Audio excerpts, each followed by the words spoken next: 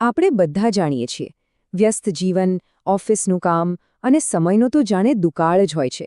આ બધાની વચ્ચે વજન ઘટાડવાનો વિચાર તો આવે જ છે, પણ એના માટે કસરત કરવાનો સમય ક્યાંથી કાઢવો? પણ ચિંતા ના કરો, આજે આપણે આ જ સમસ્યાનું સમાધાન શોધવાના છીએ. તો સૌથી મોટો સવાલ એ જ છે, શું ખરેખર જીમમાં ગયા વગર કે પછી કલાકો સુધી દોડ્યા વગર વજન ઓછું કરી શકાય છે? શું આ વાત શક્ય છે? અને જવાબ છે હા, બિલકુલ શક્ય છે. કારણ કે વજન ઘટાડવાનું અસલી રહસ્ય જીમમાં નહીં, પણ આપણા પોતાના રસોડામાં અને આપણી રોજિંદી ટેવોમાં છુપાયેલું છે. યાદ રાખો, 80% પરિણામ તો આપણા આહાર પર નિર્ભર કરે છે. તો આજે આપણે આ 5 મુદ્દાઓ પર ઊંડાણપૂર્વક વાત કરીશું. આપણે શરૂઆત કરીશું એકદમ બેઝિક વિજ્ઞાનથી અને પછી ધીમે ધીમે એવી પ્રેક્ટિકલ રીતો પર જઈશું જે આજથી જ શરૂ કરી શકાય. ઓકે, તો ચાલો શરૂ કરીએ. કોઈ પણ ટિપ કે ટ્રિક અપનાવતા પહેલાં તેની પાછળનું વિજ્ઞાન સમજવું બહુ જ જરૂરી છે. જો આપણને એ ખબર હોય કે કોઈ વસ્તુ શા માટે કામ કરે છે, તો પછી કેવી રીતે કરવી એ એકદમ સહેલું બની જાય છે. વજન ઘટાડવાનો આ પાયાનો નિયમ છે, કેલરી ડેફિસિટ. આ શબ્દ કદાચ થોડો ટેકનિકલ લાગે, પણ એનો અર્થ એકદમ સરળ છે. શરીરમાં જેટલી કેલરી જાય તેના કરતાં વધારે કેલરી બળવી જોઈએ. બસ. જ્યારે આવું થાય ત્યારે શરીર એનર્જી માટે શરીરમાં જમા થયેલી ચરબીનો ઉપયોગ કરવાનું શરૂ કરી દે છે. આ જુઓ, આખું ગણિત અહીંયા એકદમ સ્પષ્ટ છે.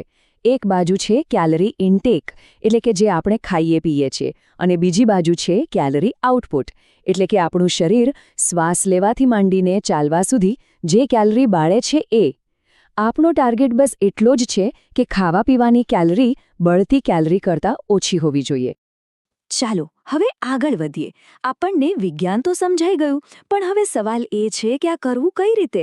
જ્યારે આપણે કસરત નથી કરતા ત્યારે આપણો ખોરાક જ આપણું સૌથી મોટું હથિયાર બની જાય છે. યાદ છે ને, 80% પરિણામ તો આપણી થાળીમાંથી જ આવે છે. પ્રોટીન, આ છે વજન ઘટાડવા માટેનો સુપર પાવર. કેમ? કારણ કે એ ભૂખ લગાડનારા હોર્મોનને કાબૂમાં રાખે છે અને પેટ ભરેલું હોવાનો અહેસાસ લાંબો સમય સુધી કરાવે છે. અને સૌથી મજાની વાત તો એ છે કે પ્રોટીનને પચાવવા માટે પણ શરીરને વધુ કેલરી બાળવી પડે છે. તો ઈંડા, ચિકન, દાળ અને પનીર જેવી વસ્તુઓ ભોજનમાં જરૂર સામેલ કરો. અને પ્રોટીનનો બેસ્ટ ફ્રેન્ડ છે ફાઇબર. આ એક એવું ગુપ્ત શસ્ત્ર છે જે આપણને વારંવાર નાસ્તો કરવાની ઈચ્છાથી બચાવે છે. એ પેટમાં જઈને પાચનને ધીમું પાડે છે, જેના કારણે લાંબા સમય સુધી ભૂખ નથી લાગતી. તો ઓટ્સ, ફળો, શાકભાજી અને ચિયા સીડ્સને તમારા ડાયટનો ભાગ બનાવો. વજન વધારવા પાછળ ખાંડ અને મેંદા જેવી વસ્તુઓનો બહુ મોટો હાથ છે, જેને આપણે ખાલી કેલરી કહી શકીએ, પણ નાના નાના ફેરફાર કરીને મોટો ફરક લાવી શકાય છે. જેમ કે સફેદ બ્રેડની જગ્યાએ આખા ઘઉંની રોટલી, સફેદ ચોખાને બદલે બ્રાઉન રાઈસ અને કોલ્ડ્રિંક્સની જગ્યાએ પાણી કે ગ્રીન ટી. આટલું કરવાથી પણ કેલરીમાં મોટો ઘટાડો થશે. સારું, આપણે શું ખાવું એ તો જોઈ લીધું, પણ કેવી રીતે ખાવું એ પણ એટલું જ, બલકે એનાથી પણ વધારે મહત્વનું છે. ચાલો અમુક એવી સ્માર્ટ રીતો જોઈએ જેનાથી ઓછું ખાઈને પણ સંતોષ મેળવી શકાય. આને કહેવાય માઇન્ડફુલ ઈટિંગ, એટલે કે જમતી વખતે પૂરું ધ્યાન જમવા પર જ હોવું જોઈએ. ટીવી જોતા જોતા કે ફોન વાપરતા વાપરતા ખાવાથી મગજને ખબર જ નથી પડતી કે કેટલું ખાધું. એટલે ફોન ટીવી બંધ કરો, ધીમે ધીમે ચાવો અને ખાવાના સ્વાદને માણો. આનાથી મગજને યોગ્ય સમયે પેટ ભરાઈ ગયું એવો સિગ્નલ મળી જશે. હવે આ જુઓ, આ એક બહુ જ મજેદાર સાયકોલોજીકલ ટ્રિક છે.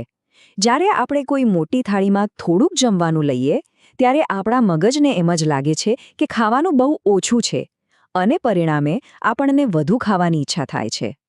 તો આનો ઉપાય શું? એકદમ સિમ્પલ. એ જ ખોરાકને નાની પ્લેટમાં લો. પ્લેટ આખી ભરેલી દેખાશે અને મગજને સંતોષનો અનુભવ થશે. એને લાગશે કે ઘણું બધું ખાધું છે, ભલે ને કેલરી એટલી જ હોય. આ એક નાનો ફેરફાર છે, પણ ખૂબ જ અસરકારક છે. આ કદાચ સૌથી સરળ અને છતાં સૌથી પાવરફુલ આદત છે. બસ જમવાના અડધો કલાક પહેલાં 1-2 ગ્લાસ પાણી પી લો. આનાથી પેટ થોડું ભરેલું લાગશે અને જમતી વખતે કુદરતી રીતે જ ઓછું ખાશો. અને રિસર્ચ તો એવું પણ કહે છે કે આનાથી થોડા સમય માટે મેટાબોલિઝમ પણ 24 થી 30% જેટલું વધી શકે છે. ઓકે, અત્યાર સુધી આપણે ખાવા પીવાની જ વાત કરી, પણ વજન ઘટાડવાની આખી રમત માત્ર રસોડામાં જ નથી રમાતી. આપણી જીવનશૈલીની નાની નાની આદતો પણ બહુ મોટી અસર કરે છે. ચાલો હવે એના પર નજર કરીએ. ઊંઘ અને તણાવને વજન સાથે સીધો સંબંધ છે. જ્યારે આપણે પૂરતી ઊંઘ નથી લેતા ત્યારે શરીરમાં ભૂખ લગાડનારા હોર્મોન્સ વધી જાય છે, અને જ્યારે આપણે સતત તણાવમાં રહીએ છીએ ત્યારે શરીરમાં કોર્ટિસોલ નામનો સ્ટ્રેસ હોર્મોન વધે છે, જે ખાસ કરીને પેટની આસપાસની ચરબી જમા કરવા માટે જાણીતો છે. આ એક મજાનો કન્સેપ્ટ છે, નીટ, એટલે કે કસરત કર્યા વગરની પ્રવૃત્તિઓ દ્વારા કેલરી બાળવી. આનો મતલબ છે કે દિવસભર વધુને વધુ સક્રિય રહેવું, જેમ કે લિફ્ટની જગ્યાએ સીડીઓ વાપરવી, ફોન પર વાત કરતાં કરતાં ચાલવું કે પછી ઘરના નાના મોટા કામ જાતે જ કરી લેવા. આ બધી નાની નાની હલચલ ભેગી થઈને મોટો ફરક પાડે છે. સારું, આપણે અત્યાર સુધી જે પણ સિદ્ધાંતો અને ટેવો વિશે વાત કરી એ બધાને ભેગા કરીને અહીં 2 એવી શક્તિશાળી પદ્ધતિઓ છે જેનો અમલ કરવો એકદમ સરળ છે અને પરિણામ પણ જોરદાર મળે છે. આ કોઈ ડાયેટ નથી, પણ ખાવાની એક પેટર્ન છે. આમાં દિવસના 16 કલાક ઉપવાસ કરવાનો હોય છે અને બાકીના 8 કલાકમાં જ ખાવાનું હોય છે. દાખલા તરીકે, તમે બપોરે 12 વાગે પહેલું ભોજન લો અને રાત્રે 8 વાગ્યા સુધીમાં છેલ્લું ભોજન પતાવી દો. જ્યારે શરીર લાંબા સમય સુધી ફાસ્ટિંગ મોડમાં રહે છે, ત્યારે એ એનર્જી માટે જમા થયેલી ચરબીને બાળવાનું શરૂ કરે છે.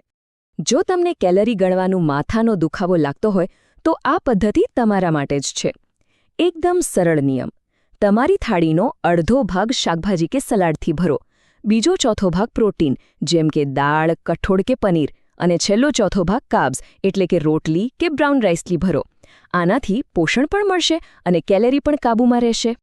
તો અંતમાં આપણે એ જ કહી શકીએ કે વજન ઘટાડવાની લડાઈ જીમમાં નહીં, પણ રસોડામાં લડાઈ છે અને જીતાય છે. આહાર, ઊંઘ અને રોજિંદી નાની નાની ટેવોમાં સુધારો કરીને કસરત વગર પણ વજન ઘટાડવાનું લક્ષ્ય મેળવી શકાય છે. તો હવે વિચારવા જેવો સવાલ એ છે કે આ બધી વાતોમાંથી એવો કયો એક નાનકડો ફેરફાર છે જે તમે આજથી જ તમારા રસોડામાં લાવી શકો અને જે સૌથી મોટો પ્રભાવ પાડી શકે.